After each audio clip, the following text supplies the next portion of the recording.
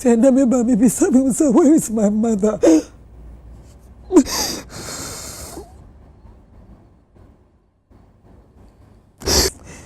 Woman, no, me didn't mean to me sang mechi. Another G, woman, no, me rate. Nana G, my cubby, actually rate. Say, me, mammy, I got no pa. Ini shia meka. Abusia ene United Showbiz so na eyare won ko a onum se yenua ba Empress Gifty ade atonani na ene de na enyasem kitu a yenua ba yi ene okasa nyina no ayesu waboto na chese mpanifuo eco break na abusia mobeka ya ena no da December bosomi ana etoso dumienu ne da etoso eye edunan 14th December 2024 na etwem no last Saturday na etwem no na arehosem ebeto ye pono so kire mu se ye nua ba a ye friend Empress Gifty ne maami a ye friend no eye Evangelist Agnes Aba Anan maami a ye san e friend maami Fante anase aga ye maami wada ne benkum so ene abusia ebe ya arehosem papa ma Ghana fo bi nom e kire mu se maami kura no chezo hia no kura na nka bibia kura nkire po se ne ho dodo no enso besi owuro ku ade a aya na enkwa wo yi untumenye ma Empress e de beto ni social media tintankese ne so be na announce de kire Ghana fo play fa kire mu se ne maame na de na oda na koma so maame ya oni ni dia grocery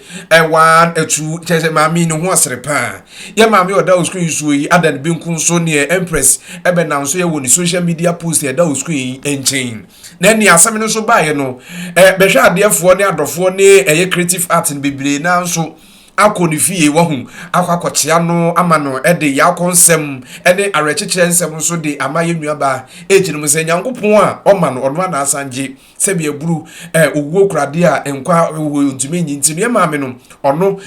nyankopon na ato ne nsa ede afre na ne celebrities ni bibli na na mama ground the likes of ye papa alankojo chiramatin ne afofro ne ekuninim ne mpanimfo bibli na akoho.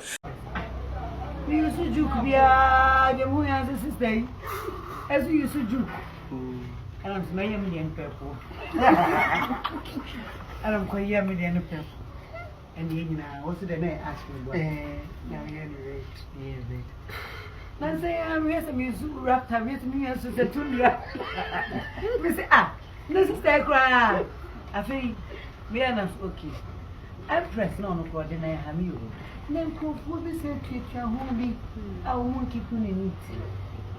And I'm a dream one of the baby, no comment. And I'm a just at my Empress because the sister is saying, why what God said. I want them to say, I'm to say, from saying, from saying. I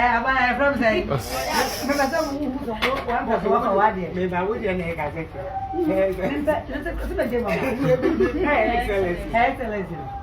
apart from first lady, I'll bet you open up the obey you should be a you na abusia ene no officially no eye 1 week Empress Gifty adoye abetena United Showbiz so na waben now say dia kire Ghana fo nyina kwan a owuo ni fa so eba ye ne niema eka ho na ebra ye nua ba no ehase nyina na chese eye ni zo nku ana abusia ya ma ye kase nwa ye nya musie nkotie Empress nsem bi emra enne se wo se Empress mache tuntum na meti ha na nye biribia na mmom eye mi ankasa me maame a wo me na sebe ota mechi odi mechi sedi etie bia no one me na ekọ na eba obi we kasa na Empress aden na wabetna ha se na ye last day no epese metna ha na me fa akonya iso emaga na menyina te se ene na awotwe se ne ena Agnes Aba Anan eye mi ankasa me maame Evangelist a obi afre na agaga nyame tonsa efre no na oyaye kakra bi ade bia me kasa de nyame pe na oye me de sa Bible mu ase me de hye me hu kwan ɔsɛ na bra yi after ɛkɔ no ɔkɔkɔ no wɔhyɛ awurade nyame bɔ wɔka kyerɛ awurade sɛ wo boa me na me di nkonimu a de bepue mu apono anu bia awurade me de bɛbɔ afɔde ama na Bible sɛ onyankopɔn dom no na wɔboa no na wodi nkonim na bra wo fi wɔko ɛba no ne baba akɔ pɛ ne baba akɔ a wɔyɛ ne dɔba na wɔpie firi na pono ano wɔsɛ me ba wa ha me na so me bua manu amawurade bua manu amawurade nti mentumi nsan machi na dwi bua manu amawurade na dwi makabi bi akyere awurade sɛ me ma me agaga no pa ni hwia meka na mom ne pɛ na nyɛ hɔ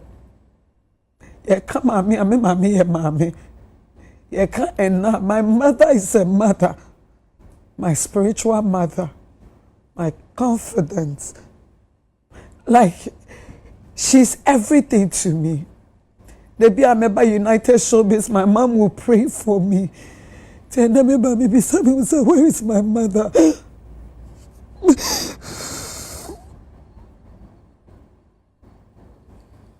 Abusiana Empress Gifty adoye ne nsem ni bi eno no a ene na ekyese mpanifo eku break suahu na yenua bayi otumi esan kwhye ne ho den areho kyese ya papa na ebra yenua bayi kasa nyina no na kyese eni suo nku a kyese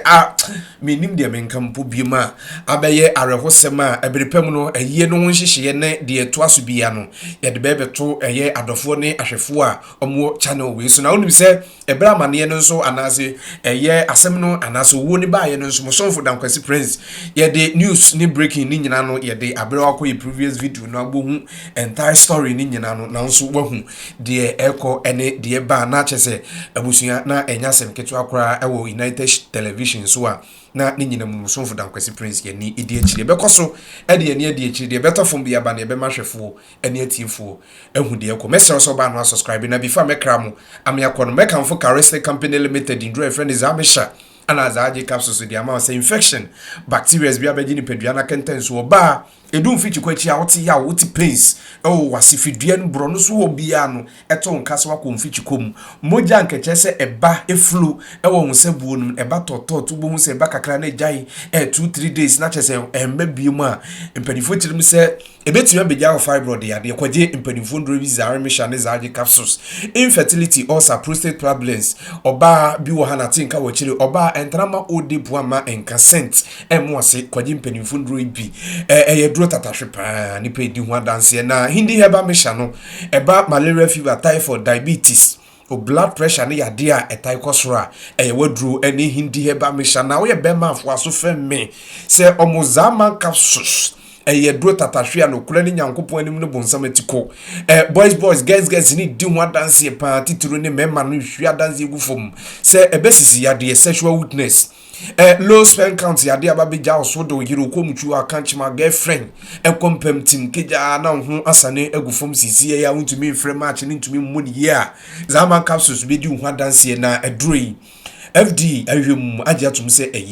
open do to akọ pharmacy herbal stores bi ebenwa onsa aweka mpanimfo ndro bi apese ofa doctor number echerechere onsem nso de chere na homatrofo na egu screen asim doctor number ono bebonku your friend Dan Kwesi Prince best also ba no subscribe no share na busu na tumi akoso ekese makrel